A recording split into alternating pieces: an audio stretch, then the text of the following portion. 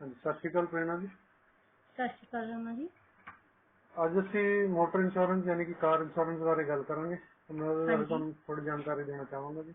ਹਾਂਜੀ ਜਿਹੜਾ ਭਾਰਤ ਵਿੱਚ ਜੀ ਮੋਟਰ ਵਾਹਨ ਬੀਮਾ ਕਾਨੂੰਨ, motor vehicle act, insurance act ਅਤੇ Indian contract act, transfer of property act ਅਤੇ ਕੁਝ ਹੋਰ ਦੁਆਰਾ ਨਿਯੰਤਰਿਤ ਬੀਮਾ ਇਕਰਾਰਨਾਮੇ ਵਿੱਚ ਦੇ ਪਹਿਲੂਆਂ ਦੁਆਰਾ ਨਿਯੰਤਰਿਤ ਕੀਤਾ ਜਾਂਦਾ ਹੈ ਜੀ।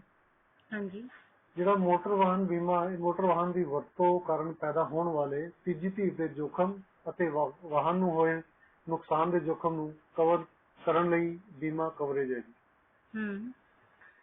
ਕੁਝ ਜੋਖਮਾਂ ਦੀ ਕਵਰੇਜ ਲਈ ਬੀਮਾ ਪਾਲਿਸੀ ਲੈਣਾ ਲਾਜ਼ਮੀ ਬਣਾਇਆ ਗਿਆ ਹੈ ਅਤੇ ਹੋਰ ਜੋਖਮਾਂ ਲਈ ਕਵਰੇਜ ਮਾਲਿਕ ਦੇ ਕਹਿਣ ਦੇ ਵਿਕਲਪਕ ਹਨ। ਇਸ ਅਨੁਸਾਰ ਮੋਟਰ ਵਾਹਨ ਬੀਮਾ ਪਾਲਿਸੀਆਂ ਨੂੰ ਦੋ ਉਸ ਵਿੱਚ ਵੰਡਿਆ ਜਾ ਸਕਦਾ ਹੈ, ਅਰਥਾਤ ਲਾਜ਼ਮੀ ਬੀਮਾ ਪਾਲਿਸੀ, ਐਕਟ ਪਾਲਿਸੀ ਅਤੇ ਵਿਆਪਕ ਨੀਤੀ।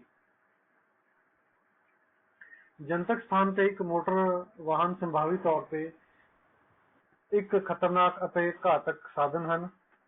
ਇੱਥੋਂ ਤੱਕ ਕਿ ਜਦੋਂ ਇਹ ਇਸ ਦੇ ਇੰਜਨ ਤੋਂ ਬਿਨਾਂ ਜਾਂ ਪੈਟਰੋਲ ਤੋਂ ਬਿਨਾਂ ਹੁੰਦਾ ਹੈ, ਜੇਕਰ ਇਸ ਨੂੰ ਕੁਝ ਝੁਕਾਅ ਤੋਂ ਹੇਠਾਂ ਉਤਾਰ ਦਿੱਤਾ ਜਾਂਦਾ ਹੈ, ਇੱਥੋਂ ਤੱਕ ਕਿ ਅਣਜਾਣੇ ਵਿੱਚ ਇਹ ਕਾਫੀ ਨੁਕਸਾਨ ਅਤੇ ਮਨੁੱਖੀ ਸੱਟ ਦਾ ਕਾਰਨ ਬਣ ਸਕਦਾ ਹੈ। ਇਸ ਲਈ ਦੂਜੀਆਂ ਸੰਪਤੀਆਂ ਦੇ ਉਲਟ ਜਿਨ੍ਹਾਂ ਦਾ ਮਾਲਕ ਤੇ ਵਿਕਲਪ ਤੇ ਬੀਮਾ ਕੀਤਾ ਜਾ ਸਕਦਾ ਹੈ ਜਾਂ ਨਹੀਂ, ਮੌਤ, ਸ਼ਰੀਰਕ ਸੱਟ ਜਾਂ ਤੀਜੀ ਧਿਰ ਦੀ ਸੰਪਤੀ ਨੂੰ ਨੁਕਸਾਨ ਲਈ ਉਪਭੋਗਤਾ ਦੀ ਦੇਣਦਾਰੀ ਦੇ ਸੰਬੰਧ ਵਿੱਚ ਇੱਕ ਮੋਟਰ ਵਾਹਨ ਨੂੰ ਕਾਨੂੰਨ ਦੁਆਰਾ ਬੀਮਾ ਕਰਾਉਣ ਦੀ ਲੋੜ ਹੁੰਦੀ ਹੈ। ਇਸ ਕਿਸਮ ਦੇ ਬੀਮਾ ਇਕਰਾਰਨਾਮੇ ਮੁਆਵਜ਼ੇ ਤੇ ਆਧਾਰਿਤ ਹੁੰਦੇ ਹਨ ਅਤੇ ਸਿਰਫ ਨੁਕਸਾਨ ਨੂੰ ਹੈ ਜੋ ਇਹ ਕਵਰ ਕਰਦੇ ਨੇ ਅਤੇ ਪੂਰੀ ਬੀਮਾ ਰਕਮ ਹਰ ਵਾਰ ਨਹੀਂ ਦਿੱਤੀ ਜਾਂਦੀ ਹੈ। ਜਿਵੇਂ ਕਿ ਕਈ ਵਾਰ ਵਾਹਨ ਦਾ ਡਰਾਈਵਰ ਅਕਸਰ ਛੋਟਾ ਵਿਅਕਤੀ ਹੁੰਦਾ ਹੈ ਅਤੇ ਜ਼ਖਮੀ ਵਿਅਕਤੀ ਬਿਨਾਂ ਕਿਸੇ ਮੁਆਵਜ਼ੇ ਦੇ ਚਲਾ ਜਾਂਦਾ ਹੈ।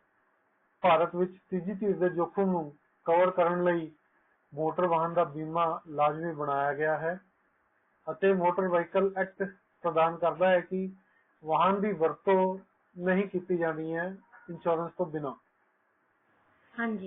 ਤੀਜੀ ਧਿਰ ਦੇ ਜੋਖਮਾਂ ਨੂੰ ਕਵਰ ਕਰਨ ਲਈ ਬੀਮਾ ਪਾਲਿਸੀ ਤੋਂ ਬਿਨਾਂ ਜਨਤਕ ਸਥਾਨ, ਤੀਜੀ ਧਿਰ ਦੇ ਜੋਖਮ ਦਾ ਅਰਥ ਹੈ ਸ਼ਰੀਰਕ ਸੱਟ, ਮੌਤ ਅਤੇ ਤੀਜੀ ਧਿਰ ਦੀ ਜਾਇਦਾਦ ਦੇ ਨੁਕਸਾਨ ਲਈ ਕਵਰ ਕੀਤਾ ਗਿਆ ਜੋਖਮ। ਤੀਜੀ ਧਿਰ ਦਾ ਮਤਲਬ ਹੈ ਨਿੱਜੀ ਵਾਹਨ ਦੇ ਮਾਲਕ ਜਾਂ ਯਾਤਰੀ ਨੂੰ ਛੱਡ ਕੇ ਕੋਈ ਵੀ ਵਿਅਕਤੀ। ਇਸ ਲਈ ਮੋਟਰਸਾਈਕਲ ਦੇ ਪਿੱਛੇ ਸਵਾਰ, ਪ੍ਰਾਈਵੇਟ ਕਾਰਾਂ, ਜੀਪਾਂ ਆਦਿ ਵਿੱਚ ਸਵਾਰ ਵਿਅਕਤੀ ਤੀਜੀ ਧਿਰ ਨਹੀਂ ਹਨ। ਹਾਲਾਂਕਿ ਜਨਤਕ ਵਾਹਨ ਵਿੱਚ ਜਿਵੇਂ ਕਿ ਬੱਸ, ਕੰਟਰੈਕਟ ਕੈਰੇਜ ਵਾਹਨ, ਟੈਕਸੀ ਇਤਿਆਦਿ ਆਦਿ ਵਿੱਚ ਸਵਾਰ ਯਾਤਰੀ ਵੀ ਤੀਜੀ ਧਿਰ ਹਨ ਅਤੇ ਇਸ ਲਈ ਤੀਜੀ ਧਿਰ ਜਾਂ ਕਾਨੂੰਨੀ ਨੀਤੀ ਦੁਆਰਾ ਇਹ ਕਵਰ ਕੀਤੇ ਜਾਂਦੇ ਹਨ ਜੀ। ਪ੍ਰਾਈਵੇਟ ਵਾਹਨ ਤੇ ਸਵਾਰ ਵਿਅਕਤੀ ਅਤੇ ਸਵਾਰੀਆਂ ਐਕਟ ਪਾਲਿਸੀ ਦੇ ਘੇਰੇ ਵਿੱਚ ਨਹੀਂ ਆਉਂਦੀਆਂ ਹਨ। ਹਾਲਾਂਕਿ ਉਹਨਾਂ ਨੂੰ ਬੀਮੇ ਦੇ ਵਾਧੂ ਪ੍ਰੀਮੀਅਮ ਦਾ ਭੁਗਤਾਨ ਕਰਕੇ ਕਵਰ ਕੀਤਾ ਜਾ ਸਕਦਾ ਹੈ। ਜੇਕਰ ਨਿੱਜੀ ਵਾਹਨ ਅਤੇ ਸਵਾਰੀ ਦੇ ਸਵਾਰਾਂ ਦੇ ਜੋਖਮ ਨੂੰ ਪੂਰਾ ਕਰਨ ਲਈ ਵਾਧੂ ਪ੍ਰੀਮੀਅਮ ਦਾ ਭੁਗਤਾਨ ਨਹੀਂ ਕੀਤਾ ਜਾਂਦਾ ਹੈ ਤਾਂ ਬੀਮਾ ਕੰਪਨੀ ਅਜਿਹੇ ਪੀੜਤਾਂ ਨੂੰ ਮੁਆਵਜ਼ਾ ਦੇਣ ਲਈ ਜਵਾਬਦੇਹ ਨਹੀਂ ਹੋਵੇਗੀ। ਹਾਲਾਂਕਿ ਸੁਪਰੀਮ ਕੋਰਟ ਨੇ ਕਿਹਾ ਹੈ ਕਿ ਜੇਕਰ ਪਾਲਿਸੀ ਪੈਕੇਜ ਵਿਆਪਕ ਨੀਤੀ ਹੈ ਤਾਂ ਨਿੱਜੀ ਵਾਹਨਾਂ ਦੇ ਸਵਾਰਾਂ ਅਤੇ ਸਵਾਰੀਆਂ ਨੂੰ ਕਵਰ ਕੀਤਾ ਜਾਂਦਾ ਹੈ, ਭਾਵੇਂ ਅਜਿਹੇ ਵਿਅਕਤੀ ਦੇ ਕਵਰੇਜ ਦੇ ਵਾਧੂ ਪ੍ਰੀਮੀਅਮ ਦਾ ਭੁਗਤਾਨ ਨਹੀਂ ਕੀਤਾ ਜਾਂਦਾ ਹੈ। ਮੋਟਰ ਵਾਹਨ ਬੀਮਾ ਕਰਤਾ ਭਾਰਤ ਵਿੱਚ ਇੰਸ਼ੋਰੈਂਸ ਕੰਪਨੀ ਦੇ ਉਭਾਰ ਦੇ ਨਾਲ ਬਾਈਕ ਇੰਸ਼ੋਰੈਂਸ ਕੰਪਨੀ ਮਸ਼ਰੂਮ ਦੇ ਰੂਪ ਵਿੱਚ ਸਾਹਮਣੇ ਆਈ ਹੈ। ਇੰਸ਼ੋਰੈਂਸ ਰੈਗੂਲੇਟਰੀ ਅਤੇ ਡਿਵੈਲਪਮੈਂਟ ਅਥਾਰਟੀ ਆਫ ਇੰਡੀਆ ਦੁਆਰਾ ਪਛਾਣੇ ਗਏ ਬਹੁਤ ਘੱਟ ਖਿਡਾਰੀ ਹਨ ਜੀ। ਸ਼ਹਿਰੀ ਖੇਤਰਾਂ ਵਿੱਚ ਪਹਿਲੀ ਵਿਸ਼ਵ ਜੰਗ ਤੋਂ ਬਾਅਦ ਮੋਟਰ ਕਾਰ ਦੀ ਵਿਆਪਕ ਵਰਤੋਂ ਸ਼ੁਰੂ ਹੋਈ ਹੈ। ਜਿਹੜੀ ਕਾਰਾਂ, ਗੱਡੀਆਂ ਉਸ ਪੜਾਅ ਤੱਕ ਮੁਕਾਬਲਤਨ ਤੇਜ਼ ਅਤੇ ਖਤਰਨਾਕ ਸਨ। ਫਿਰ ਵੀ ਸੰਸਾਰ ਵਿੱਚ ਕਿਤੇ ਵੀ ਕਾਰ ਬੀਮਾ ਦੀ ਕੋਈ ਲਾਜ਼ਮੀ ਸੀ ਉਸ ਸਮੇਂ ਰੂਪ ਨਹੀਂ ਸੀਗਾ। ਇਸ ਦਾ ਮਤਲਬ ਇਹ ਸੀ ਕਿ ਕਿਸੇ ਦੁਰਘਟਨਾ ਵਿੱਚ ਜ਼ਖਮੀ ਹੋਏ ਗਏ ਪੀੜਤਾਂ ਨੂੰ ਘੱਟ ਹੀ ਕੋਈ ਮੁਆਵਜ਼ਾ ਮਿਲੇਗਾ ਅਤੇ ਡਰਾਈਵਰਾਂ ਨੂੰ ਅਕਸਰ ਆਪਣੀ ਕਾਰ ਅਤੇ ਸੰਪਤੀ ਨੂੰ ਨੁਕਸਾਨ ਪਹੁੰਚਾਉਣ ਲਈ ਕਾਫੀ ਲਾਗਤਾਂ ਦਾ ਸਾਹਮਣਾ ਕਰਨਾ ਪੈਂਦਾ ਹੈ। ਹਾਂਜੀ ਰੋਡ ਟ੍ਰੈਫਿਕ ਐਕਟ 1930 ਦੇ ਨਾਲ ਯੂਨਾਈਟਿਡ ਕਿੰਗਡਮ ਵਿੱਚ ਇੱਕ ਲਾਜ਼ਮੀ ਕਾਰ ਬੀਮਾ ਯੋਜਨਾ ਜੋ ਹੈ ਪਹਿਲੀ ਵਾਰ ਪੇਸ਼ ਕੀਤੀ ਗਈ ਸੀ। ਇਸਨੇ ਇਹ ਯਕੀਨੀ ਬਣਾਇਆ ਕਿ ਸਾਰੇ ਜਿਹੜੇ ਵਾਹਨ ਮਾਲਕਾਂ ਅਤੇ ਡਰਾਈਵਰਾਂ ਨੂੰ ਸੱਟ ਜਾਂ ਮੌਤ ਲਈ ਤੀਜੀ ਧਿਰ ਦੀ ਦੇਣਦਾਰੀ ਲਈ ਬੀਮਾ ਕੀਤਾ ਜਾਣਾ ਚਾਹੀਦਾ ਹੈ, ਜਦੋਂ ਕਿ ਉਹਨਾਂ ਦਾ ਵਾਹਨ ਜਨਤਕ ਤੌਰ ਤੇ ਵਰਤਾ ਜਾ ਰਿਹਾ ਸੀ। ਜਰਮਨੀ ਨੇ 1939 ਵਿੱਚ ਮੋਟਰ ਵਹੀਕਲ ਮਾਲਕਾਂ ਲਈ ਲਾਜ਼ਮੀ ਬੀਮੇ ਦੇ ਲਾਗੂ ਕਰਨ ਤੇ ਐਕਟ ਨਾਮਕ ਅਜਿਹਾ ਕਾਨੂੰਨ ਬਣਾਇਆ। ਉਸ ਤੋਂ ਬਾਅਦ ਜਨਤਕ ਨੀਤੀਆਂ ਜੀ, ਬਹੁਤ ਸਾਰੇ ਅਧਿਕਾਰ ਖੇਤਰਾਂ ਵਿੱਚ ਜਨਤਕ ਸੜਕਾਂ ਤੇ ਮੋਟਰ ਵਾਹਨ ਦੀ ਵਰਤੋਂ ਕਰਨ ਜਾਂ ਰੱਖਣ ਤੋਂ ਪਹਿਲਾਂ ਵਾਹਨ ਦਾ ਬੀਮਾ ਕਰਾਉਣਾ ਲਾਜ਼ਮੀ ਹੁੰਦਾ ਹੈ। ਜ਼ਿਆਦਾਤਰ ਅਧਿਕਾਰ ਖੇਤਰ ਬੀਮਾਕਾਰ ਅਤੇ ਡਰਾਈਵਰਾਂ ਦੋਨਾਂ ਨਾਲ ਸੰਬੰਧਿਤ ਹਨ, ਹਾਲਾਂਕਿ ਹਰੇਕ ਦੀ ਡਿਗਰੀ ਬਹੁਤ ਵੱਖਰੀ ਵੱਖਰੀ ਹੁੰਦੀ ਹੈ। ਲਾਜ਼ਮੀ ਥਰਡ ਪਾਰਟੀ ਬੀਮਾ, ਲਾਜ਼ਮੀ ਜਿਹੜਾ ਥਰਡ ਪਾਰਟੀ ਬੀਮਾ ਕਿਹਾ ਜਾਂਦਾ ਹੈ ਜੀ, ਸੀਟੀਪੀ ਬੀਮਾ ਜਿਹੜਾ ਹੈ ਆਸਟ੍ਰੇਲੀਆ ਦੇ ਹਰ ਰਾਜ ਵਿੱਚ ਲਾਜ਼ਮੀ ਹੈ ਅਤੇ ਵਾਹਨ ਰਜਿਸਟ੍ਰੇਸ਼ਨ ਦੇ ਹਿੱਸੇ ਵਜੋਂ ਭੁਗਤਾਨ ਕੀਤਾ ਜਾਂਦਾ ਹੈ। ਇਹ ਵਾਹਨ ਮਾਲਕ ਅਤੇ ਕਿਸੇ ਵੀ ਵਿਅਕਤੀ ਨੂੰ ਕਵਰ ਕਰਦਾ ਹੈ ਜੋ ਵਾਹਨ ਦੇ ਮਾਲਕ ਜਾਂ ਡਰਾਈਵਰੀ ਦੀ ਗਲਤੀ ਕਾਰਨ ਲੋਕਾਂ ਦੀ ਮੌਤ ਜਾਂ ਸੱਟ ਲਈ ਜਵਾਬਦੇਹੀ ਤੇ ਦਾਅਵਿਆਂ ਦੇ ਵਿਰੁੱਧ ਵਾਹਨ ਚਲਾਉਂਦਾ ਹੈ ਜੀ। ਸੀਟੀਪੀ ਵਿੱਚ ਕਿਸੇ ਵੀ ਕਿਸਮ ਦਾ ਸਰੀਰਕ ਨੁਕਸਾਨ, ਸਰੀਰਕ ਸੱਟਾਂ ਸ਼ਾਮਲ ਹੋ ਸਕਦੀਆਂ ਹਨ ਅਤੇ ਦੁਰਘਟਨਾ ਵਿੱਚ ਹੋਈਆਂ ਸੱਟਾਂ, ਮਜ਼ਦੂਰੀ ਦੇ ਨੁਕਸਾਨ, ਦੇਖਭਾਲ ਸੇਵਾਵਾਂ ਦੀ ਜਿਹੜੀ ਲਾਗਤ ਅਤੇ ਕੁਝ ਮਾਮਲਿਆਂ ਵਿੱਚ ਦਰਦ ਅਤੇ ਪੀੜਾ ਲਈ ਮੁਆਵਜ਼ੇ ਲਈ ਸਾਰੇ ਵਾਜਬ ਡਾਕਟਰੀ ਇਲਾਜ ਦੀ ਲਾਗਤ ਨੂੰ ਕਵਰ ਕਰ ਸਕਦਾ ਹੈ। ਆਸਟ੍ਰੇਲੀਆ ਵਿੱਚ ਇਹ ਹਰ ਰਾਜ ਵਿੱਚ ਜੋ ਹੈ ਵੱਖਰੀ ਵੱਖਰੀ ਸਕੀਮ ਹੈ ਜੀ। ਥਰਡ ਪਾਰਟੀ ਇੰਸ਼ੋਰੈਂਸ ਜਾਂ ਕੰਪਰੀਹੈਂਸਿਵ ਇੰਸ਼ੋਰੈਂਸ ਤੀਜੀ ਧਿਰ ਨੂੰ ਵਾਹਨ ਦੀ ਮੁਰੰਮਤ ਦੀ ਲਾਗਤ, ਬੀਮੇ ਵਾਲੇ ਦੁਆਰਾ ਦੁਰਘਟਨਾ ਦੇ ਨਤੀਜੇ ਵਜੋਂ ਕਿਸੇ ਵੀ ਜਾਇਦਾਦ ਨੂੰ ਨੁਕਸਾਨ ਜਾਂ ਦਵਾਈ ਦੇ ਖਰਚਿਆਂ ਨੂੰ ਕਵਰ ਕਰਦੀ ਹੈ। ਉਹਨਾਂ ਨੂੰ ਲਾਜ਼ਮੀ ਥਰਡ ਪਾਰਟੀ ਬੀਮੇ ਨਾਲ ਉਲਝਣ ਵਿੱਚ ਨਹੀਂ ਪਾਇਆ ਜਾਣਾ ਚਾਹੀਦਾ ਹੈ, ਜੋ ਕਿ ਮੋਟਰ ਦੁਰਘਟਨਾ ਵਿੱਚ ਕਿਸੇ ਦੀ ਸੱਟ ਜਾਂ ਮੌਤ ਲਈ ਹੈ। ਨਿਊ ਸਾਊਥ ਵੇਲਜ਼ ਵਿੱਚ ਹਰੇਕ ਵਾਹਨ ਨੂੰ ਰਜਿਸਟਰ ਕੀਤੇ ਜਾਣ ਤੋਂ ਪਹਿਲਾਂ ਬੀਮਾ ਕੀਤਾ ਜਾਣਾ ਚਾਹੀਦਾ ਹੈ ਜੀ। ਇਸ ਦੇ ਰੰਗ ਕਾਰਨ ਇਸ ਨੂੰ ਅਕਸਰ ਗ੍ਰੀਨ ਸਲਿਪ ਵੀ ਕਿਹਾ ਜਾਂਦਾ ਹੈ। ਨਿਊ ਸਾਊਥ ਵੇਲਜ਼ ਵਿੱਚ 5 ਲਾਇਸੈਂਸ ਸ਼ੁਦਾ ਸੀਟੀਪੀ ਬੀਮਾ ਕਰਤਾ ਹਨ। ਸਨਕੋਰਪ ਕੋਲ GI ਅਤੇ AASI ਲਈ ਲਾਇਸੈਂਸ ਹਨ ਅਤੇ ਅਲਾਇੰਸ ਕੋਲ ਇੱਕ ਲਾਇਸੈਂਸ ਹੈ। ਬਾਕੀ ਦੋ ਲਾਇਸੈਂਸ QBE ਅਤੇ NRMA ਇੰਸ਼ੋਰੈਂਸ ਕੋਲ ਹਨ। APIA ਅਤੇ ਸ਼ੈਨਨਸ ਅਤੇ ਇੰਸ਼ੋਰ ਮਾਈ ਰਾਈਡ ਬੀਮਾ ਵੀ ਜੀਓ ਦੁਆਰਾ ਲਾਇਸੈਂਸ ਸ਼ੁਦਾ CTP ਬੀਮਾ ਪ੍ਰਦਾਨ ਜੋ ਹੈ ਕਰਦਾ ਹੈ। ਕੁਇਨਜ਼ਲੈਂਡ ਵਿੱਚ CTP ਇੱਕ ਵਾਹਨ ਲਈ ਰਜਿਸਟ੍ਰੇਸ਼ਨ ਵਿੱਚ ਫੀਸ ਵਿੱਚ ਜੋ ਹੈ ਸ਼ਾਮਿਲ ਹੈ। ਇੱਥੇ ਨਿੱਜੀ ਬੀਮਾ ਕਰਤਾ ਦੀ ਚੋਣ ਹੈ। ਅਲਾਇੰਸ, QBE, RACW ਅਤੇ ਸਨਕੋਰਪ ਅਤੇ ਕੀਮਤ ਜੋ ਹੈ ਸਰਕਾਰ ਦੁਆਰਾ ਨਿਯੰਤਰਿਤ ਹੈ। ਫਿਰ ਅਸੀਂ ਦੱਖਣੀ ਆਸਟ੍ਰੇਲੀਆ ਦੀ ਗੱਲ ਕਰਾਂਗੇ। ਦੱਖਣੀ ਆਸਟ੍ਰੇਲੀਆ ਵਿੱਚ ਜੁਲਾਈ 2016 ਤੋਂ CTP ਹੁਣ ਮੋਟਰ ਐਕਸੀਡੈਂਟ ਕਮਿਸ਼ਨ ਦੁਆਰਾ ਪ੍ਰਦਾਨ ਨਹੀਂ ਕੀਤਾ ਜਾਂਦਾ ਹੈ। ਸਰਕਾਰ ਨੇ ਹੁਣ CTP ਬੀਮਾ ਐਸੇ ਦੀ ਪੇਸ਼ਕਸ਼ ਕਰਨ ਲਈ 4 ਨਿੱਜੀ ਬੀਮਾ ਕੰਪਨੀਆਂ ਯਾਨੀ ਕਿ AAMI, ਅਲਾਇੰਸ, QBE ਅਤੇ SGIC ਨੂੰ ਲਾਇਸੈਂਸ ਦਿੱਤਾ ਹੈ। ਜੁਲਾਈ 2019 ਤੋਂ ਵਾਹਨ ਮਾਲਕ ਆਪਣੇ ਖੁਦ ਦੇ CTP ਬੀਮਾ ਕਰਤਾ ਦੀ ਚੋਣ ਕਰ ਸਕਦਾ ਹੈ ਅਤੇ ਨਵੇਂ ਬੀਮਾ ਕਰਤਾ ਵੀ ਮਾਰਕੀਟ ਵਿੱਚ ਦਾਖਲ ਹੋ ਸਕਦੇ ਹਨ। ਇੱਥੇ 3 ਰਾਜ ਅਤੇ 1 ਪ੍ਰਦੇਸ਼ ਹੈ ਜਿੱਥੇ ਕੋਈ ਨਿੱਜੀ CTP ਸਕੀਮ ਨਹੀਂ ਹੈ। ਵਿਕਟੋਰੀਆ ਵਿੱਚ ਟਰਾਂਸਪੋਰਟ ਐਕਸੀਡੈਂਟ ਕਮਿਸ਼ਨ ਵਾਹਨ ਰਜਿਸਟ੍ਰੇਸ਼ਨ ਫੀਸ ਵਿੱਚ ਇੱਕ ਲੇਵੀ ਦੁਆਰਾ CTP ਪ੍ਰਦਾਨ ਕਰਦਾ ਹੈ, ਜਿਸ ਨੂੰ TAC ਚਾਰਜ ਵਜੋਂ ਜਾਣਿਆ ਜਾਂਦਾ ਹੈ। ਮੋਟਰ ਐਕਸੀਡੈਂਟ ਇੰਸ਼ੋਰੈਂਸ ਬੋਰਡ ਦੁਆਰਾ ਤਸਮਾਨੀਆ ਵਿੱਚ ਅਜਿਹੀ ਇੱਕ ਸਕੀਮ ਮੌਜੂਦ ਹੈ। Insurance commission of western Australia ICWA ਰਾਹੀਂ ਪੱਛਮੀ ਆਸਟ੍ਰੇਲੀਆ ਵਿੱਚ ਵੀ ਅਜਿਹੀ ਇੱਕ ਸਕੀਮ ਲਾਗੂ ਹੁੰਦੀ ਹੈ। ਨਾਰਦਰਨ ਜਿਹੜੀ ਟੈਰੀਟਰੀ ਹੈ, ਇਸ ਸਕੀਮ ਦਾ ਪ੍ਰਬੰਧਨ ਟੈਰੀਟਰੀ ਇੰਸ਼ੋਰੈਂਸ ਆਫਿਸ TIO ਦੁਆਰਾ ਜੋ ਹੈ ਕੀਤਾ ਜਾਂਦਾ ਹੈ ਜੀ। ਉਸ ਤੋਂ ਬਾਅਦ ਜਿਹੜਾ ਭਾਰਤ ਹੈ, ਭਾਰਤ ਵਿੱਚ ਆਟੋ ਬੀਮਾ ਕੁਦਰਤੀ ਅਤੇ ਮਨੁੱਖ ਦੁਆਰਾ ਬਣਾਈਆਂ ਵਿਪਤਾਵਾਂ ਕਾਰਨ ਆਟੋਮੋਬਾਈਲ ਜਾਂ ਇਸ ਦੇ ਪੁਰਜ਼ਿਆਂ ਨੂੰ ਹੋਏ ਨੁਕਸਾਨ ਜਾਂ ਨੁਕਸਾਨ ਲਈ ਬੀਮਾ ਕਵਰਾਂ ਨਾਲ ਨਜਿੱਠਦਾ ਹੈ। ਇਹ ਗੱਡੀ ਚਲਾਉਂਦੇ ਸਮੇਂ ਵਾਹਨ ਦੇ ਵਿਅਕਤੀਗਤ ਮਾਲਕਾਂ ਅਤੇ ਯਾਤਰੀਆਂ ਅਤੇ ਤੀਜੀ ਧਿਰ ਦੀ ਕਾਨੂੰਨੀ ਜ਼ਿੰਮੇਵਾਰੀ ਲਈ ਦੁਰਘਟਨਾ ਕਵਰ ਜੋ ਹੈ ਪ੍ਰਦਾਨ ਕਰਦਾ ਹੈ। ਕੁਝ ਆਮ ਬੀਮਾ ਕੰਪਨੀਆਂ ਹਨ ਜੋ ਵਾਹਨ ਲਈ ਆਨਲਾਈਨ ਬੀਮਾ ਸੇਵਾ ਵੀ ਪੇਸ਼ ਕਰਦੀਆਂ ਹਨ। ਭਾਰਤ ਵਿੱਚ ਆਟੋ ਬੀਮਾ ਸਾਰੇ ਨਵਾਂ ਵਾਹਨਾਂ ਲਈ ਇੱਕ ਲਾਜ਼ਮੀ ਲੋੜ ਹੈ, ਭਾਵੇਂ ਵਪਾਰਕ ਜਾਂ ਜੋ ਹੈ ਨਿੱਜੀ ਵਰਤੋਂ ਲਈ। ਹਾਂਜੀ। ਬੀਮਾ ਕੰਪਨੀਆਂ ਨੇ ਪ੍ਰਮੁੱਖ ਆਟੋਮੋਬਾਈਲ ਨਿਰਮਾਤਾਵਾਂ ਨਾਲ ਗੁੱਟਜੋੜ ਕੀਤਾ ਹੋਇਆ ਹੈ। ਉਹ ਆਪਣੇ ਗਾਹਕਾਂ ਨੂੰ ਤੁਰੰਤ ਆਟੋ ਕੋਟਸ ਦੀ ਪੇਸ਼ਕਸ਼ ਕਰਦੇ ਹਨ। ਆਟੋ ਪ੍ਰੀਮੀਅਮ ਲਈ ਕਈ ਕਾਰਕਾਂ ਦੁਆਰਾ ਨਿਰਧਾਰਿਤ ਕੀਤਾ ਜਾਂਦਾ ਹੈ ਅਤੇ ਵਾਹਨ ਦੀ ਜਿਹੜੀ ਕੀਮਤ ਹੈ ਇਸ ਵਿੱਚ ਵਾਧੇ ਦੇ ਨਾਲ ਪ੍ਰੀਮੀਅਮ ਦੀ ਮਾਤਰਾ ਜੋ ਹੈ ਵੱਧ ਜਾਂਦੀ ਹੈ। ਭਾਰਤ ਵਿੱਚ ਆਟੋ ਬੀਮੇ ਦੇ ਦਾਅਵੇ ਦੁਰਘਟਨਾ, ਚੋਰੀ ਦੇ ਦਾਅਵੇ ਜਾਂ ਤੀਜੀ ਧਿਰ ਦੇ ਦਾਅਵੇ ਜੋ ਹੈ ਹੋ ਸਕਦੇ ਨੇ। ਭਾਰਤ ਵਿੱਚ ਆਟੋ ਬੀਮਾ ਦਾ ਦਾਅਵਾ ਕਰਨ ਲਈ ਕੁਝ ਦਸਤਾਵੇਜ਼ਾਂ ਦੀ ਜੋ ਹੈ ਇਹ ਲੋੜ ਜ਼ਰੂਰੀ ਹੁੰਦੀ ਹੈ, ਜਿਵੇਂ ਕਿ ਸਹੀ ਢੰਗ ਨਾਲ ਦਸਤਖਤ ਕੀਤੇ ਕਲੇਮ ਫਾਰਮ, ਵਾਹਨ ਦੀ ਆਰਸੀ ਕਾਪੀ, ਡਰਾਈਵਿੰਗ ਲਾਇਸੈਂਸ ਦੀ ਕਾਪੀ, FIR ਕਾਪੀ, ਅਸਲ ਅਨੁਮਾਨ ਅਤੇ ਜੋ ਹੈ ਪਾਲਿਸੀ ਦੀ ਕਾਪੀ। ਭਾਰਤ ਵਿੱਚ ਜੋ ਹੈ ਜੀ ਵੱਖ-ਵੱਖ ਕਿਸਮਾਂ ਦੇ ਆਟੋ ਬੀਮੇ ਹਨ, ਜਿਹਨਾਂ ਬਾਰੇ ਹੁਣ ਅਸੀਂ ਗੱਲ ਕਰਾਂਗੇ। ਪ੍ਰਾਈਵੇਟ ਕਾਰ ਇੰਸ਼ੋਰੈਂਸ ਹੈ ਜੀ। ਪ੍ਰਾਈਵੇਟ ਕਾਰ ਇੰਸ਼ੋਰੈਂਸ ਭਾਰਤ ਵਿੱਚ ਸਭ ਤੋਂ ਜਿਹੜੀ ਤੇਜ਼ੀ ਨਾਲ ਵੱਧ ਰਿਹਾ ਸੈਕਟਰ ਹੈ, ਕਿਉਂਕਿ ਇਹ ਸਾਰੀਆਂ ਜਿਹੜੀਆਂ ਵੀ ਕਾਰਾਂ ਨਵੀਆਂ ਨੇ ਉਹਨਾਂ ਲਈ ਬਹੁਤ ਲਾਜ਼ਮੀ ਹੈ। ਪ੍ਰੀਮੀਅਮ ਦੀ ਮਾਤਰਾ ਕਾਰ ਦੇ ਨਿਰਮਾਣ ਅਤੇ ਮੁੱਲ, ਰਾਜ ਜਿੱਥੇ ਕਾਰ ਰਜਿਸਟਰਡ ਹੋਣੀ ਹੈ ਅਤੇ ਨਿਰਮਾਣ ਦੇ ਸਾਲ ਤੇ ਜੋ ਹੈ ਨਿਰਭਰ ਕਰਦੀ ਹੈ। ਜੇਕਰ ਪਿਛਲੇ ਸਾਲ ਬੀਮੇ ਲਈ ਕੋਈ ਦਾਅਵਾ ਨਹੀਂ ਕੀਤਾ ਗਿਆ ਹੈ ਤਾਂ ਇਸ ਰਕਮ ਨੂੰ ਬੀਮਾ ਕਰਤਾ ਨੂੰ ਨੋ ਕਲੇਮ ਬੋਨਸ ਲਈ ਕਹਿ ਕੇ ਘਟਾਇਆ ਜੋ ਹੈ ਜਾ ਸਕਦਾ ਹੈ।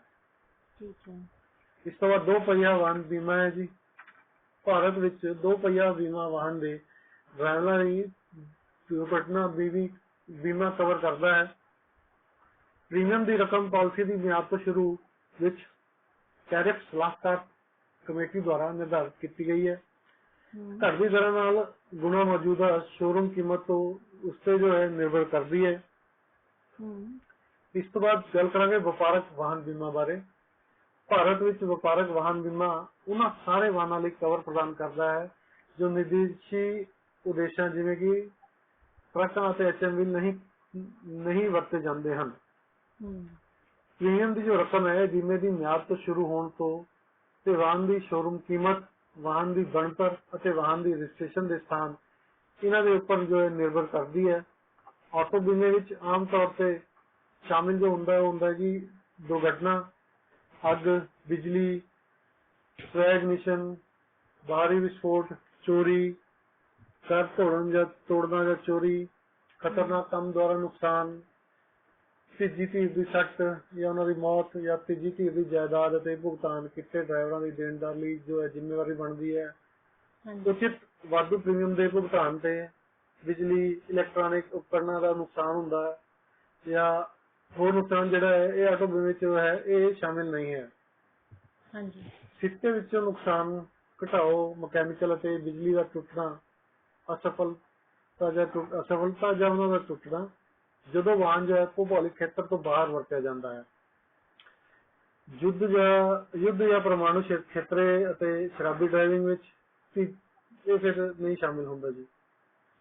ਉਸ ਤੋਂ ਬਾਅਦ ਤੀਜੀ ਧਿਰ ਦਾ ਬੀਮਾ ਜਿਹੜੀ ਗੱਲ ਕਰਾਂਗੇ ਜੀ ਆਪਾਂ। ਇਹ ਕਵਰ ਭਾਰਤ ਵਿੱਚ ਮੋਟਰ ਵਹੀਕਲ ਐਕਟ 1988 ਦੇ ਤਹਿਤ ਵਿੱਚ ਹੈ ਲਾਜ਼ਮੀ ਹੈ। ਇਹ ਸਰੀਰਕ ਸੱਟ, ਦੁਰਘਟਨਾ ਅਤੇ ਮੌਤ ਅਤੇ ਜਾਇਦਾਦ ਦੇ ਜਿਹੜੇ ਨੁਕਸਾਨ ਹੈ ਉਹਨੂੰ ਕਵਰ ਕਰਦਾ ਹੈ। ਬੀਮਾ ਕੰਪਨੀਆਂ ਦੁਆਰਾ ਜਾਰੀ ਕੀਤਾ ਗਿਆ ਪ੍ਰਮਾਣ ਪੱਤਰ ਜਾਂ ਕਵਰ ਨੋਟ ਇੱਕੋ ਹੀ ਕਾਨੂੰਨੀ ਸਬੂਤ ਬਣਦਾ ਹੈ ਕਿ ਜਿਸ ਨੀਤੀ ਨਾਲ ਸਰਟੀਫਿਕੇਟ ਸੰਬੰਧਿਤ ਹੈ। ਕਿਉਂਕਿ ਪਾਲਿਸੀ ਅਧਿਕਾਰੀ ਨੂੰ ਜਾਂਚ ਲਈ ਬੀਮਾ ਸਰਟੀਫਿਕੇਟ ਪੇਸ਼ ਕਰਨ ਲਈ ਡਰਾਈਵਰ ਦੀ ਲੋੜ ਹੋ ਸਕਦੀ ਹੈ ਅਤੇ ਬੀਮਾ ਦਾ ਸਬੂਤ ਜੋ ਹੈ MID ਵਰਗੇ ਹੋਰ ਤਰੀਕਿਆਂ ਨਾਲ ਨਹੀਂ ਲੱਭਿਆ ਜਾ ਸਕਦਾ ਤਾਂ ਪੁਲਿਸ ਨੂੰ ਤੁਰੰਤ ਵਾਹਨ ਨੂੰ ਜ਼ਬਤ ਕਰਨ ਦਾ ਵੀ ਅਧਿਕਾਰ ਹੈ। ਇਸੇ ਕਰਕੇ ਬੀਮਾ ਕਰਾਉਣਾ ਵਾਹਨ ਦਾ ਬਹੁਤ ਜ਼ਰੂਰੀ ਹੈ। ਜਦੋਂ ਤੁਹਾਡੇ ਕਿਤੇ ਬੀਮੇ ਤੁਹਾਡੇ ਵਹੀਕਲ ਦਾ, ਤੁਹਾਡੇ ਵਾਹਨ ਦਾ ਕੋਈ ਨੁਕਸਾਨ ਹੁੰਦਾ ਹੈ ਇਹਦੀ ਭਰਪਾਈ ਜੋ ਹੈ ਬੀਮਾ ਕੰਪਨੀਆਂ ਕਰਦੀਆਂ ਹਨ। ਇਹ ਸੀ ਮੇਰੇ ਵਿਚਾਰ ਪ੍ਰੇਰਣਾ ਜੀ ਬੀਮਾ ਇੰਸ਼ੋਰੈਂਸ ਮੋਟਰ ਕਾਰ ਇੰਸ਼ੋਰੈਂਸ ਬਾਰੇ। ਹੁਣ ਤੁਸੀਂ ਕੀ ਦੱਸਣਾ ਚਾਹੋਗੇ ਸਾਨੂੰ ਇੰਸ਼ੋਰੈਂਸ ਹਾਂਜੀ ਬਾਰੇ? ਹਾਂਜੀ ਅਸਲ ਵਿੱਚ ਵਾਹਨ ਬੀਮਾ ਨੂੰ ਜੇ ਅਸੀਂ ਪਰਿਭਾਸ਼ਿਤ ਕਰੀਏ ਤਾਂ ਅਸੀਂ ਕਹਿ ਸਕਦੇ ਹਾਂ ਕਿ ਵਾਹਨ ਬੀਮਾ ਕਾਰਾਂ, ਟਰੱਕਾਂ, ਮੋਟਰਸਾਈਕਲਾਂ ਅਤੇ ਹੋਰ ਸੜਕੀ ਵਾਹਨਾਂ ਲਈ ਬੀਮਾ ਹੈ। ਹਾਂਜੀ ਇਸ ਦੀ ਪ੍ਰਾਇਮਰੀ ਵਰਤੋਂ ਟ੍ਰੈਫਿਕ ਟਕਰਾਅ ਦੇ ਨਤੀਜੇ ਵਜੋਂ ਸਰੀਰਕ ਨੁਕਸਾਨ ਜਾਂ ਸਰੀਰਕ ਸੱਟ ਦੇ ਵਿਰੁੱਧ ਵਿੱਤੀ ਸੁਰੱਖਿਆ ਪ੍ਰਦਾਨ ਕਰਨਾ ਹੈ ਅਤੇ ਅੱਛਾ ਜੀ। ਕਿਸੇ ਵਾਹਨ ਵਿੱਚ ਹੋਣ ਵਾਲੀਆਂ ਘਟਨਾਵਾਂ ਤੋਂ ਵੀ ਪੈਦਾ ਹੋ ਸਕਦਾ ਹੈ। ਹਾਂਜੀ ਵਾਹਨ ਬੀਮਾ ਵਾਹਨ ਦੀ ਚੋਰੀ, ਟ੍ਰੈਫਿਕ ਟਕਰਾਅ, ਇਸ ਤੋਂ ਇਲਾਵਾ ਹੋਰ ਘਟਨਾਵਾਂ ਜਿਵੇਂ ਕਿ ਚਾਬੀ ਲਗਾਉਣਾ, ਮੌਸਮ ਜਾਂ ਕੁਦਰਤੀ ਆਫਤਾਂ ਅਤੇ ਹਾਂਜੀ ਸਥਿਰ ਵਸਤੂਆਂ ਨਾਲ ਟਕਰਾਉਣ ਨਾਲ ਹੋਏ ਨੁਕਸਾਨ ਤੋਂ ਵਾਹਨਾਂ ਨੂੰ ਹੋਣ ਵਾਲੇ ਨੁਕਸਾਨ ਦੇ ਵਿਰੁੱਧ ਵਿੱਤੀ ਸੁਰੱਖਿਆ ਪੇਸ਼ ਕਰਦਾ ਹੈ। ਠੀਕ ਹੈ ਜੀ। ਵਾਹਨ ਬੀਮੇ ਦੀਆਂ ਖਾਸ ਸ਼ਰਤਾਂ ਹਰੇਕ ਖੇਤਰ ਵਿੱਚ ਕਾਨੂੰਨੀ ਨਿਯਮਾਂ ਦੇ ਨਾਲ ਬਦਲਦੀਆਂ ਹਨ। ਜਿਵੇਂ ਕਿ ਅਸੀਂ ਗੱਲ ਕਰੀਏ ਐਕਟ ਕਵਰ, ਇਹ ਰੋਡ ਟਰਾਂਸਪੋਰਟ ਐਕਟ 1987 ਦੀਆਂ ਸ਼ਰਤਾਂ ਦੇ ਅਨੁਸਾਰ ਹੀ ਘੱਟੋ ਘੱਟ ਕਵਰ ਹੈ। ਬੀਮਾ ਤੀਜੀ ਧਿਰ ਦੀ ਮੌਤ ਜਾਂ ਸਰੀਰਕ ਸੱਟ ਲਈ ਕਾਨੂੰਨੀ ਦੇਣਦਾਰੀ ਨਾਲ ਸੰਬੰਧਿਤ ਹੈ। ਇਸ ਲਈ ਇਹ ਬੀਮਾ ਕਰਤਾਵਾਂ ਦੁਆਰਾ ਸ਼ਾਇਦ ਹੀ ਕਦੇ ਲਿਖਿਆ ਗਿਆ ਹੋਵੇ। ਅੱਛਾ ਜੀ। ਹੁਣ ਅਸੀਂ ਗੱਲ ਕਰਦੇ ਹਾਂ ਤੀਜੀ ਧਿਰ ਦੀ ਕਵਰੇਜ। ਹਾਂਜੀ ਇਸ ਵਿੱਚ ਹਰ ਵਾਹਨ ਲਈ ਤੀਜੀ ਧਿਰ ਦੀ ਕਵਰੇਜ ਖਰੀਦਣਾ ਬਹੁਤ ਲਾਜ਼ਮੀ ਹੈ। ਇਹ ਸਭ ਤੋਂ ਬੁਨਿਆਦੀ ਅਤੇ ਆਮ ਕਾਰ ਬੀਮਾ ਹੈ ਜੋ ਕਿਸੇ ਦੁਰਘਟਨਾ ਵਿੱਚ ਤੀਜੀ ਧਿਰ ਜਾਂ ਉਸਦੀ ਸੰਪਤੀ ਨੂੰ ਸੱਟ ਜਾਂ ਨੁਕਸਾਨ ਦੇ ਦਾਅਵਿਆਂ ਦੇ ਵਿਰੁੱਧ ਬੀਮਾ ਕਰਦਾ ਹੈ ਤੇ ਇਹ ਕਾਰਾਂ ਲਈ ਇਹ ਬੀਮਾ ਬਹੁਤ ਹੀ ਲਾਜ਼ਮੀ ਹੈ। ਵੈਸੇ ਅਸੀਂ ਗੱਲ ਕਰਾਂਗੇ ਅੱਗ ਜਾਂ ਚੋਰੀ ਕਵਰੇਜ। ਥਰਡ ਪਾਰਟੀ ਕਵਰੇਜ ਤੋਂ ਇਲਾਵਾ ਇਹ ਪਾਲਿਸੀ ਅੱਗ ਦੁਰਘਟਨਾ ਜਾਂ ਚੋਰੀ ਦੇ ਕਾਰਨ ਸਾਡੇ ਆਪਣੇ ਵਾਹਨ ਲਈ ਬੀਮਾ ਵੀ ਪ੍ਰਦਾਨ ਕਰਦੀ ਹੈ। ਠੀਕ ਹੈ ਜੀ। ਅੱਗੇ ਮੈਂ ਦੱਸਾਂਗੀ ਜੀ ਵਿਆਪਕ ਕਵਰੇਜ ਬਾਰੇ। ਇਹ ਨੀਤੀ ਵਿਆਪਕ ਕਵਰੇਜ ਪ੍ਰਦਾਨ ਕਰਦੀ ਹੈ ਜਿਵੇਂ ਕਿ ਤੀਜੀ ਧਿਰ ਦੀ ਸਰੀਰਕ ਸੱਟ ਅਤੇ ਮੌਤ, ਤੀਜੀ ਧਿਰ ਦੇ ਵਾਹਨ ਨੂੰ ਨੁਕਸਾਨ ਅਤੇ ਅੱਗ, ਚੋਰੀ ਜਾਂ ਘਟਨਾਵਾਂ ਕਰਕੇ ਤੁਹਾਡੇ ਆਪਣੇ ਵਾਹਨ ਦਾ ਨੁਕਸਾਨ। ਇਸ ਕਿਸਮ ਦਾ ਬੀਮਾ ਆਮ ਤੌਰ ਤੇ ਲਗਜ਼ਰੀ ਵਾਹਨਾਂ ਲਈ ਤਿਆਰ ਕੀਤਾ ਜਾਂਦਾ ਹੈ ਜਿਹੜੇ ਕਿ ਬਹੁਤ ਜ਼ਿਆਦਾ ਮਹਿੰਗੇ ਵਾਹਨ ਹੋਣ।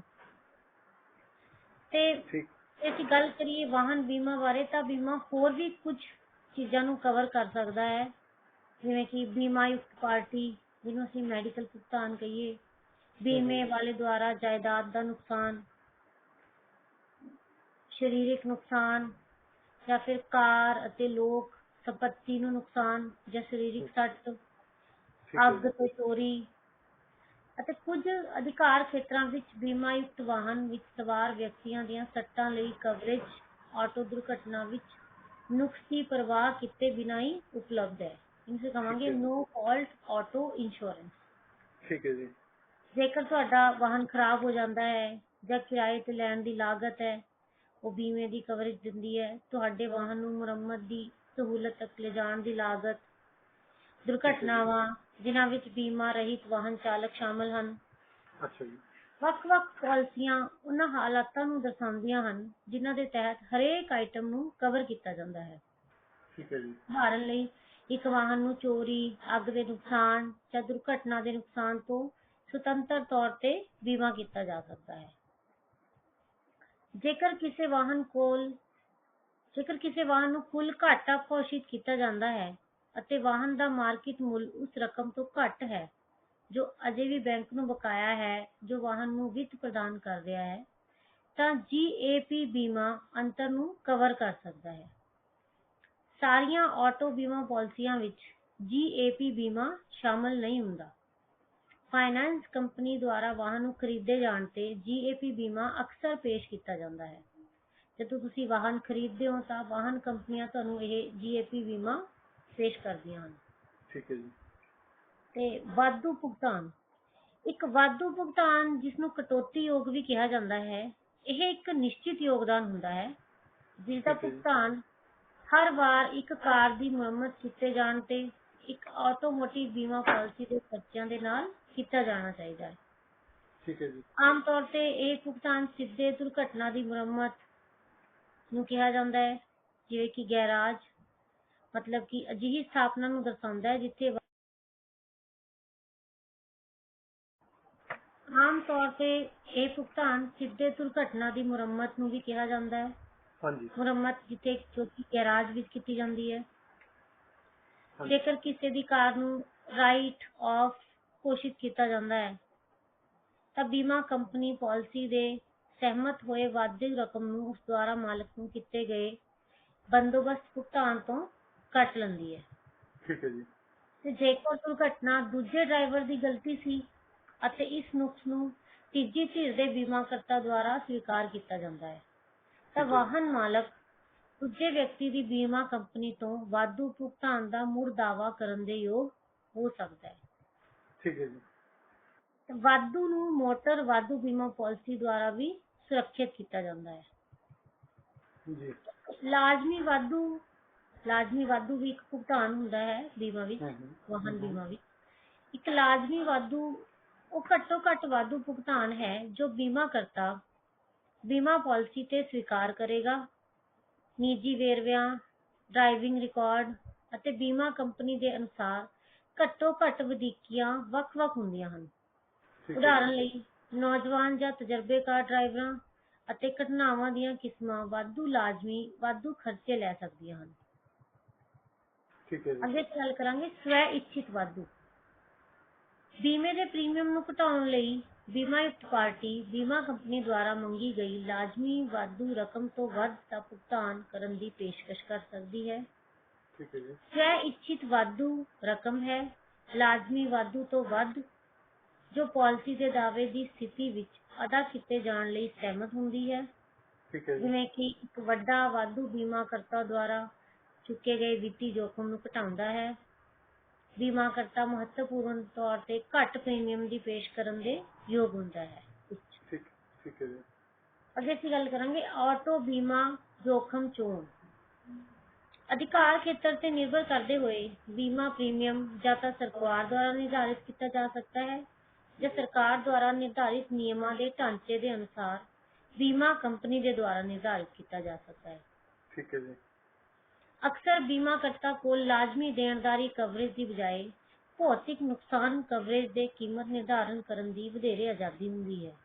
ठीक है जी। ਜਦੋਂ ਪ੍ਰੀਮੀਅਮ ਸਰਕਾਰ ਦੁਆਰਾ ਲਾਜ਼ਮੀ ਨਹੀਂ ਕੀਤਾ ਜਾਂਦਾ ਹੈ ਤਾਂ ਆਮ ਤੌਰ ਤੇ ਅੰਕੜਿਆਂ ਦੇ ਆਧਾਰ ਤੇ ਇੱਕ ਐਚੂਰੀ ਦੀ ਗਣਨਾ ਤੋਂ ਲਿਆ ਜਾਂਦਾ ਹੈ। ठीक है जी। ਪ੍ਰੀਮੀਅਮ ਕਈ ਕਾਰਕਾਂ ਤੇ ਨਿਰਭਰ ਕਰਦਾ ਹੈ ਜੋ ਭਵਿੱਖ ਦੇ ਦਾਅਵਿਆਂ ਦੀ ਸੰਭਾਵਿਤ ਲਾਗਤ ਨੂੰ ਪ੍ਰਭਾਵਿਤ ਕਰਨ ਲਈ ਵਿਸ਼ਵਾਸ ਕੀਤਾ ਜਾਂਦਾ ਹੈ। जी।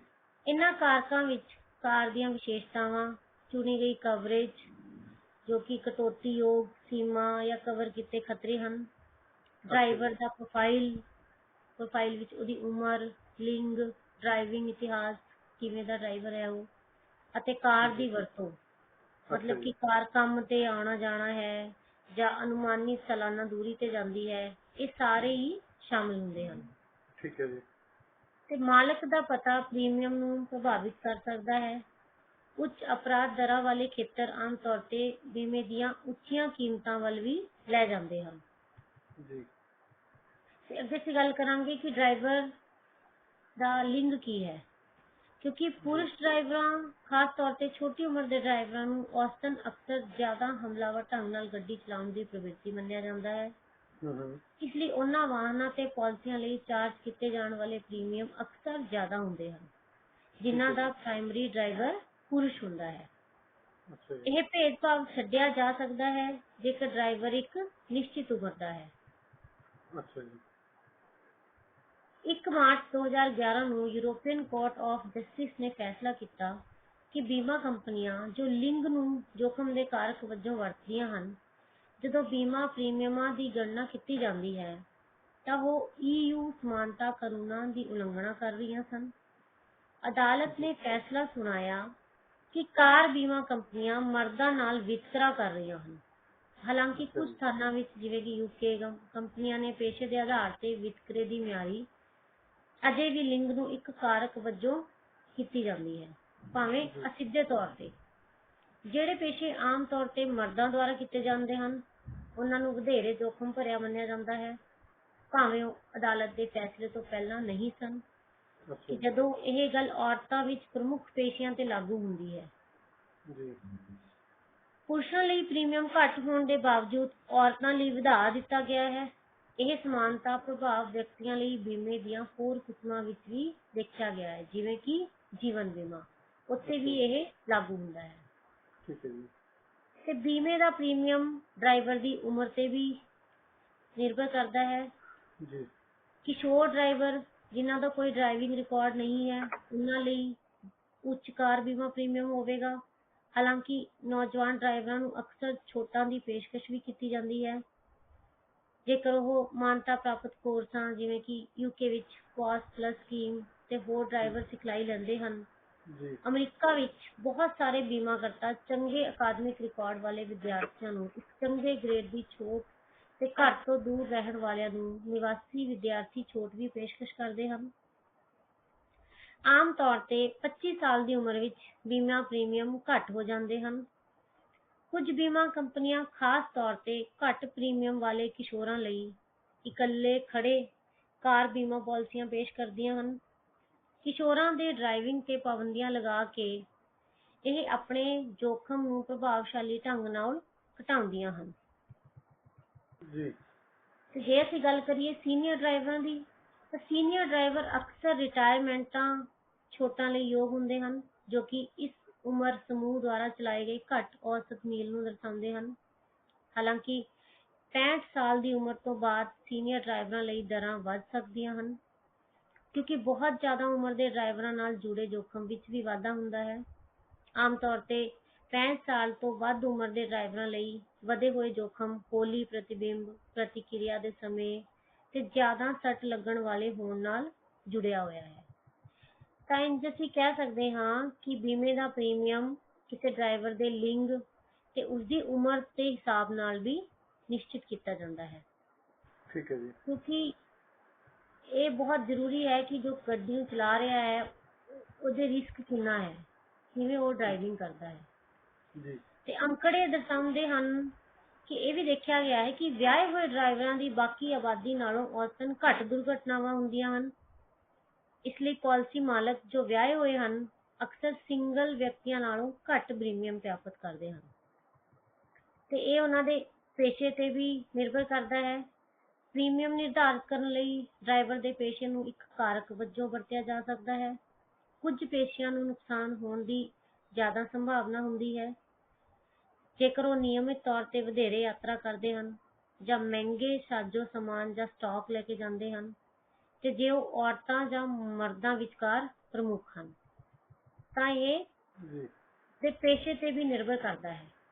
ਅੱਛਾ ਜੀ। ਅੱਗੇ ਵਾਹਨਾਂ ਤੇ ਵੀ ਨਿਰਭਰ ਕਰਦਾ ਹੈ ਕਿ ਜਿਹੜੇ ਵਾਹਨ ਜ਼ਿਆਦਾ ਰਿਸਕ ਵਾਲਾ ਕੰਮ ਕਰਦੇ ਹਨ ਉਹਨਾਂ ਲਈ ਪ੍ਰੀਮੀਅਮ ਵਧਾ ਦਿੱਤਾ ਜਾਂਦਾ ਹੈ, ਤੇ ਜਿਹੜੇ ਆਮ ਤੌਰ ਤੇ ਘੱਟ ਵਰਤੇ ਜਾਂਦੇ ਹਨ ਜਿਵੇਂ ਘਰਾਂ ਵਿੱਚ ਰੱਖਣ ਵਾਲੀਆਂ ਕਾਰਾਂ ਜਾਂ ਹੋਰ ਛੋਟੇ ਵਾਹਨ, ਉਹਨਾਂ ਲਈ ਪ੍ਰੀਮੀਅਮ ਦੀਆਂ ਕਿਸ਼ਤਾਂ ਘੱਟ ਹੁੰਦੀਆਂ ਹਨ। ਹਾਂਜੀ ਤਾਂ ਐਵੇਂ ਬਹੁਤ ਸਾਰੇ ਅੰਕੜੇ ਹਨ ਜਿਨ੍ਹਾਂ ਤੇ ਸਾਡੇ ਬੀਮੇ ਦਾ ਪ੍ਰੀਮੀਅਮ ਨਿਰਭਰ ਕਰਦਾ ਹੈ, ਜਿਵੇਂ ਕਿ ਦੂਰੀ, ਵਾਹਨ ਕਿੰਨੀ ਦੂਰੀ ਕਵਰ ਕਰਦਾ ਹੈ, ਕਿੰਨਾ ਸਫ਼ਰ ਕਰਦਾ ਹੈ। ਇਹ ਸਾਰੀਆਂ ਹੀ ਜੋ ਮੈਂ ਤੁਹਾਨੂੰ ਦੱਸੇ ਚੀਜ਼ਾਂ ਨੂੰ ਦੇਖ ਕੇ ਕਿਸੇ ਦਾ ਬੀਮਾ ਪ੍ਰੀਮੀਅਮ ਨਿਰਧਾਰਿਤ ਕੀਤਾ ਜਾਂਦਾ ਹੈ। ਤੇ ਇਹ ਸਨ ਮੇਰੇ ਵਿਚਾਰ ਮੋਟਰ ਕਾਰ ਇੰਸ਼ੋਰੈਂਸ ਬਾਰੇ। ਜੀ ਤੇ ਮੈਂ ਇੰਨਾ ਹੀ ਕਹਿਣਾ ਚਾਹਾਂਗੀ ਅੱਜ। ਧੰਨਵਾਦ ਪ੍ਰੇਰਨਾ ਜੀ, ਤੁਹਾਡੇ ਵਿਚਾਰ ਸੁਣ ਕੇ ਬਹੁਤ ਚੰਗਾ ਲੱਗਿਆ। ਧੰਨਵਾਦ ਜੀ। ਹਾਂਜੀ।